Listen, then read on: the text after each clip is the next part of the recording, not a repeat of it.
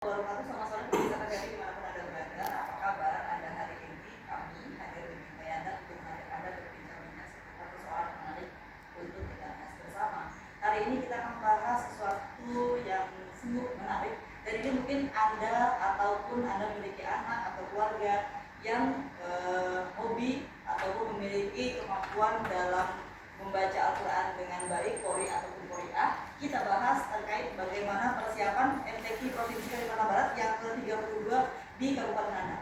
Tentu yang kita bahas tidak hanya MTQ Provinsi, tetapi kita pun akan membahas MTQ Nasional yang akan diselenggarakan dalam waktu dekat. Bersama 3 narasumber kami hadirkan untuk Anda. Saya perkenalkan narasumber yang pertama, Bapak Andi Musa, Ketua Umum LPTQ Kalimantan Barat. Assalamualaikum. Assalamualaikum warahmatullahi wabarakatuh. Baik, kemudian ada Bapak Mulyadi, Sekretaris Umum LPTQ Provinsi Kalimantan Barat. Assalamualaikum. Waalaikumsalam. Kemudian ada Bapak Rohadi, Sekretaris 1 LPTQ Provinsi Kalimantan Barat. Assalamualaikum. Ya, ini pengurus LPTQ Provinsi Kalimantan Barat hadir langsung 3. Harusnya informasi yang diberikan semuanya mumpuni, kemudian juga lengkap terkait kapan pelaksanaannya, bagaimana persiapannya, kemudian apa saja langkah-langkah yang dilakukan untuk meningkatkan prestasi. Jadi dari Kepala Desa Kalimantan Barat, Pak Hadi, Ketua Bidang Agama Kalimantan Barat. Pada sore hari ini kami sangat bangga dan terima kasih diundang di TVRI Pontianak untuk berbincang-bincang tentang masalah pengembangan tilawah Al-Quran di Kalimantan Barat. Dan sebagai dasar kami untuk bisa hadir saat ini di tempat ini karena alhamdulillah kami bertiga dan bersama pengurus lainnya ada kurang lebih 46 orang dilantik kemarin oleh Bapak PJ Gubernur Kalimantan Barat di Hotel Mahkota Pontianak pada tanggal 28 Mei 2024. Jadi baru belum sampai, ya besok baru seminggu nih, Selasa besok seminggu. Jadi umur kami periode yang kedua ini adalah baru seminggu melaksanakan tugas dan amanah ini dan syukur alhamdulillah dan terima kasih Pak PJ Gubernur masih memberikan amanah kepada kami untuk melanjutkan periode kedua kepengurusan MTQ Provinsi Kalimantan Barat, di mana tahun 2019 sampai 2024 yang lalu di awal 2024 kami bisa menyelesaikan tugas dengan beberapa capaian dan mungkin juga ada kekurangan ini yang menjadi kemarin. Jadi selesai pelantikan itu baru kemarin kita juga langsung melaksanakan rapat kerja daerah pengurus LPTQ seluruh Kalimantan Barat. Jadi kita kemarin sudah bahas rapat kerja, sudah evaluasi apa-apa yang prestasi yang kita raih dan apa-apa kekurangannya yang akan kita perbaiki untuk masa depan. Dan alhamdulillah dari kemarin para peserta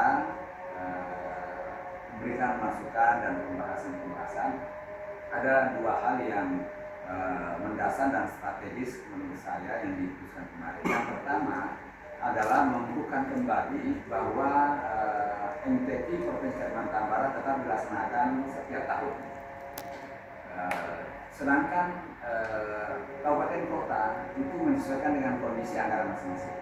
Karena memang ini Mbak terserang di daerah-daerah kita 4 provinsi kota ini memang bervariasi sesuai dengan kondisi keuangan daerah masing-masing. Ada yang melaksanakan setiap tahun, ada juga yang selang-seling. Tahun ini melaksanakan seleksi, tahun depan mungkin hanya memanggil saya peserta terbatas, kemudian digeserkan. Ada juga mungkin 2 tahun, 3 tahun tidak melaksanakan MTQ di daerahnya.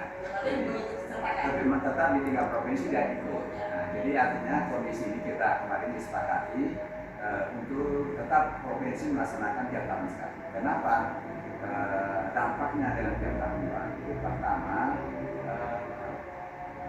jangkauan pembinaan kita itu lebih luas. Karena kalau STQ itu Mbak, hanya cabang tertentu saja yang dilaksanakan kurang lebih 20 golongan lomba. Tapi kalau MTQ itu 54 golongan. Jadi ini cukup besar pesertanya, begitu juga dengan golongan lombanya.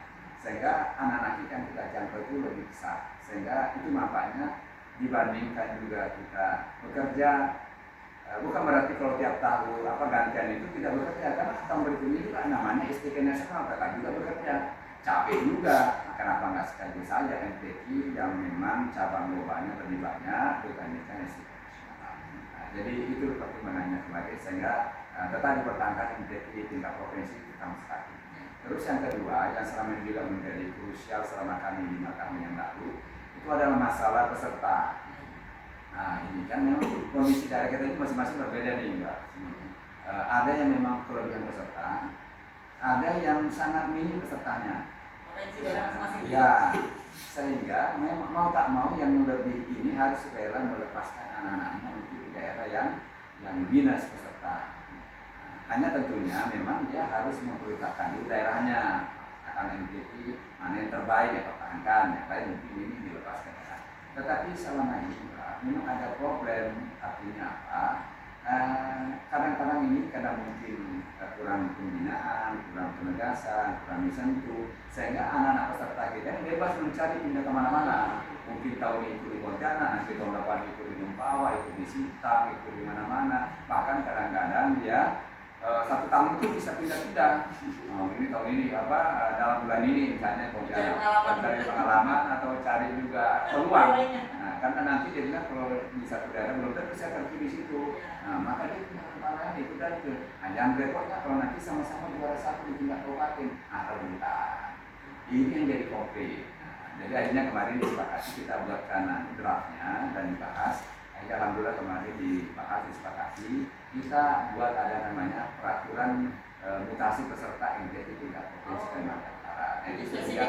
Jadi ada diatur hak peserta apa, kewajiban peserta apa, sumber asal apa, haknya apa, kewajibannya, yang penerima juga apa, haknya apa, kewajibannya. Nah, mudah-mudahan ini bisa mengatasi masalah-masalah peserta ini. Nah, seperti itu Mbak yang kita putuskan. Saya ke Sekretaris Umum LPTV, Bapak Mulyadi. Bapak juga merupakan Kepala Biro Kesra Sekda Provinsi Kalimantan Barat. Tentu ini mungkin ex officio ya, yang karena jabatan Bapak kemudian jadi Sekretaris LPTV. Untuk kali kedua di pengurusan, kalau tadi Pak Andi sudah menyampaikan banyak hal yang harus dievaluasi. Kalau untuk sekretariat seperti apa? Ada tidak perubahan yang atau masih jalan seperti biasa? Terima kasih Bu Surah. Alhamdulillah sudah Assalamualaikum warahmatullahi Waalaikumsalam. Yang jelas di dalam periode kedua tentunya Pak Andi ini, bahwa di sekretariat itu ini ada 3. Jadi sekretaris umum itu dibantu oleh sekretaris 1, sekretaris 2, dan sekretaris 3. Di mana masing-masing sekretaris itu mempunyai tugas tersendiri. Nah, sekretaris umum itu tugasnya adalah membantu ketua umum secara umum dalam hal kesekretariatan. Kemudian untuk sekretaris 1 itu adalah membantu sekretaris umum untuk pelaksanaan tugas-tugas sekretaris yang mendukung ketua 1. Nah, di mana ketua 1 itu adalah tugasnya melakukan koordinasi terkait dengan pembinaan dan verifikasi penelitian terkait dengan pada tulis pertuangan. Nah, kemudian untuk sekretaris 2 itu adalah membantu sekretaris umum membantu pelaksanaan tugas dari ketua 2. Di mana ketua 2 itu salah satu tugasnya adalah melaksanakan kegiatan musyawarah perhitungan. Nah, kemudian sekretaris 3 itu membantu sekretaris umum di dalam membantu kesekretariatan terhadap tugas-tugas dari ketua 3. Nah, ketua 3 itu salah satu tugasnya adalah melaksanakan pencarian dana, pencarian dana, kemudian publikasi. Nah, inilah yang membedakan antara kepengurusan periode 2 ini dengan periode 1. Jadi tugas-tugasnya sudah jelas diatur di dalam surat keputusan gubernur yang alhamdulillah kemarin di dalam beberapa. Demikian Ustaz. Baik, sebelum jeda saya ke Pak Wadi. Pak Wadi, Bapak dari Kementerian Agama, unsur dari Kementerian Agama. Lantas kalau kemudian LPTQ ini dikeroyok bukan hanya oleh Kementerian Agama, sementara orang berasumsi bahwa seperti haji mungkin. Orang berpikir bahwa Kementerian Agama itu ngurusin haji, ngurusin PTQ. Tapi ini keroyokan, ini ada juga Kesra, bahkan Pak Andi ini bukan orang Kementerian Agama juga, bukan orang Kesra, tetapi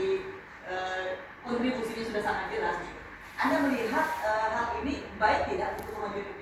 Terima kasih. Assalamualaikum warahmatullahi Ayo, sampai Salam. Terima kasih Mbak Husnul. Hari ini memang biasa.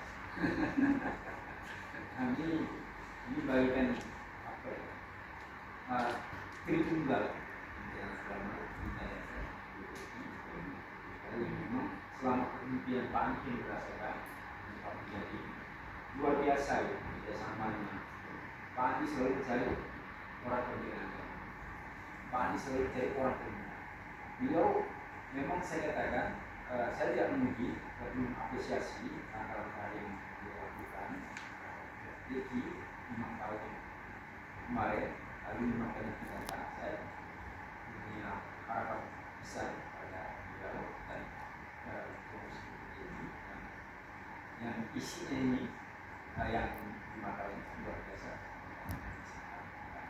Kami dari Kementerian Agama memang kalau ibaratnya dari lahir sampai meninggal mati kita urus. Artinya dari perangkat yang ada kita sudah mempersiapkan lembaga-lembaga yang dikelola oleh Kementerian Agama dibina. Bahkan kita punya TPP, TPA hampir 4 lebih.